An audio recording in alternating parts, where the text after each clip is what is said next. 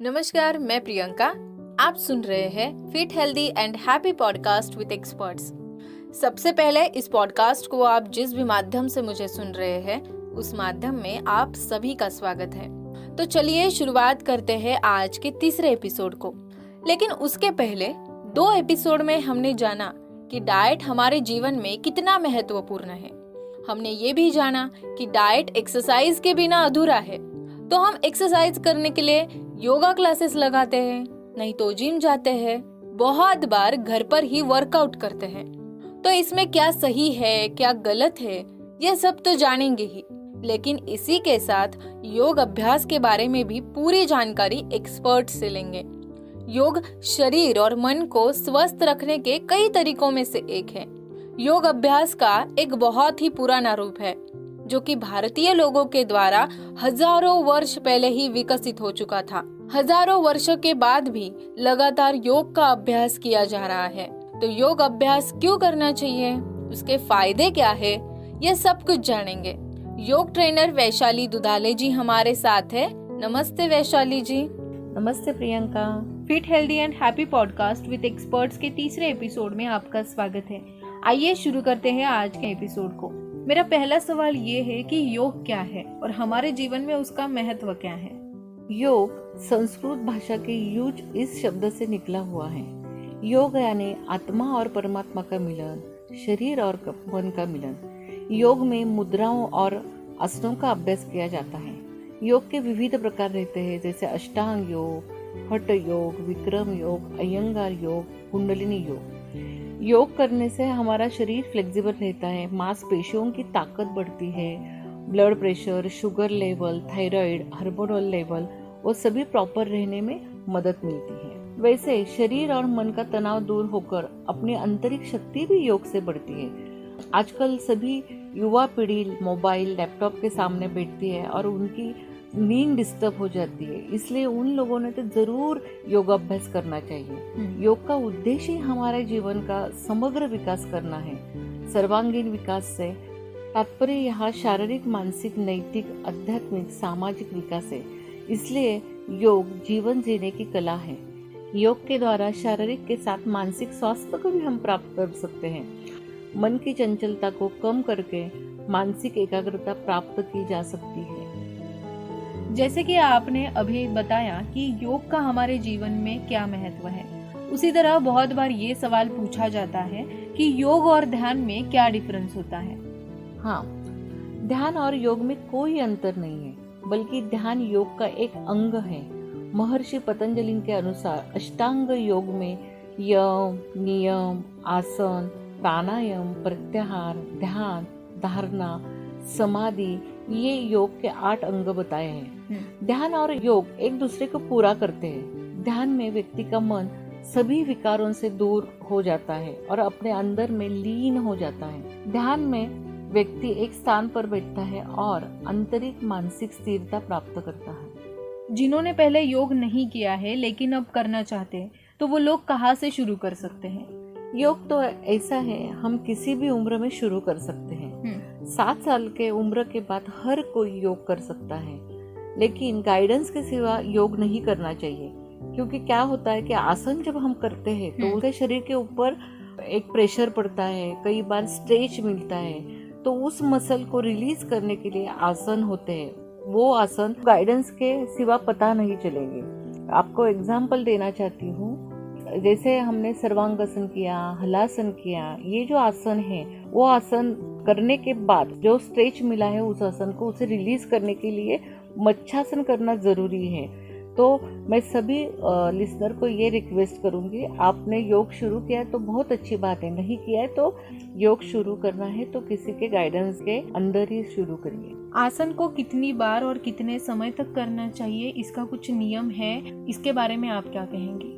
योग की प्रैक्टिस वैसे तो रोज ही करनी चाहिए। अलग अलग आसन अपने शरीर के अलग अलग पार्ट के लिए फायदेमंद होते हैं। जैसे कि किसी को कमर की तकलीफ है तो उसे भुजंगासन या आसन के रिपीटेशन ज्यादा करने चाहिए। इम्यूनिटी बढ़ानी हो तो हमें जानुशिरासन, अधोमुख श्वानासन, इन आसनों की प्रैक्टिस अच्छे से करनी चाहिए। प्रैक्टिस करके हम आसन तो सीख सकते हैं, लेकिन आसन होल्ड कितना समय कर सकते हैं वो भी ज़रूरी है। हर आसन का एक समय निश्चित रहता है, 1 मिनट 2 मिनट, उसी हिसाब से आसन होना चाहिए। आसन में शरीर तो अपना स्थिर रहता है, स्टेबल रहता है, लेकिन मन को भी हमें स्थिर रखना चाहिए। मन को स्थिर रखना है यानी शांत मन से जो स्थिति हमने ली है उसे उसी स्थिति में रखना चाहिए, तो हमें आसन के फायदे मिल सकते हैं। शरीर और मन की एकाग्रता बढ़ती है। बहुत बार कुछ वर्कआउट्स करने के लिए इक्विपमेंट्स की आवश्यकता होती है। हाँ। तो वैसे ही योगा में किसी पर्टिकुलर इक्विपमेंट की आवश्यकता होती है क्या? योग अभ्यास के लिए किसी विशेष वस्तु की आवश्यकता नहीं है, बस योगा मैट ही काफी है। और उसके साथ हम जहाँ योगा कर रहे हैं वो परिसर स्वच्छ सुंदर होना चाहिए, क्योंकि जब हम योगा करते हैं उसका सीधा परिणाम हमारे मन पर होता है। और एक चीज मैं बताना चाहती हूँ कि जब हम सुबह आसन करना शुरू करते हैं उसके पहले हमें वार्म अप करना चाहिए। क्या योग अभ्यास के लिए कोई गाइडलाइंस है जो स्ट्रिक्टली फॉलो करनी चाहिए? हाँ, जरूरी है गाइडलाइंस को फॉलो करना, क्योंकि क्या होता है योग प्रैक्टिस जब हम करते हैं उस समय नहीं तो बाद में हमें तकलीफ हो सकती है। आसनों के पहले और आसनों के बाद उन गाइडलाइंस को फॉलो करना जरूरी है, जैसे कि बॉडी क्लीननेस यानी पेट साफ होना चाहिए, लाइट और कंफर्टेबल कपड़े पहनने चाहिए, हम जहाँ पर योगा करें वो परिसर शांत होना चाहिए। और मैं खाने के बारे में कुछ बोलना चाहूँगी। जब हम कुछ चाय, कॉफ़ी, जूस ऐसा लेते हैं, लिक्विड के फॉर्म में जो लेते हैं, तो उसके बाद हम आधा घंटे के बाद हम प्रैक्टिस कर सकते हैं। स्नैक्स लिया तो 1.5 घंटे के बाद प्रैक्टिस करनी चाहिए। लंच के 4 घंटे बाद योगा कर सकते हैं। और जब योगा सेशन हमारा पूरा हो जाता है उसके आधे घंटे के बाद हम हमारा रूटीन फॉलो कर सकते हैं। पीरियड्स के दौरान और जो वुमेन्स प्रेग्नेंट है तो योगा में वो क्या कर सकती है, मतलब कौन से आसन वो कर सकती है? पीरियड्स के दौरान पेट पर प्रेशर वाले आसनों को नहीं करना चाहिए। इजी वाले जो आसन है वो आराम से कर सकते हैं। बहुत सारे लेडीज को हेवी ब्लीडिंग, क्रैम्प्स आना, ब्लोटिंग, मूड स्विंग्स की तकलीफ होती है, तो उनके लिए भी ऐसे कई आसन हैं जो इन प्रॉब्लम को जड़ से नष्ट कर सकते हैं। और प्रेग्नेंट वुमन जो है वो 3 पार्ट में आसनों का अभ्यास कर सकती है, जैसे कि 1 से 3, 3 से 6 और 6 से 9 महीनों में गर्भ संस्कार का क्लास लगाकर वो आसनों को सीख सकती है। और इस दौरान ओंकार साधना और प्राणायाम का भी उन्हें बहुत लाभ मिलता है। बहुत बार ये पूछा जाता है कि योग अधिक मानसिक है या शारीरिक है, तो उसके बारे में आप क्या कहेंगी? योग सामान्य भाव में योग का अर्थ जुड़ना यानी 2 तत्वों का मिलन। योग के जरिए हम अपने शरीर को तंदुरुस्त रख सकते हैं, साथ ही मन को साफ रख सकते हैं। स्वस्थ शरीर में स्वस्थ मस्तिष्क रहता है, इसलिए योग शारीरिक और मानसिक दोनों भी है।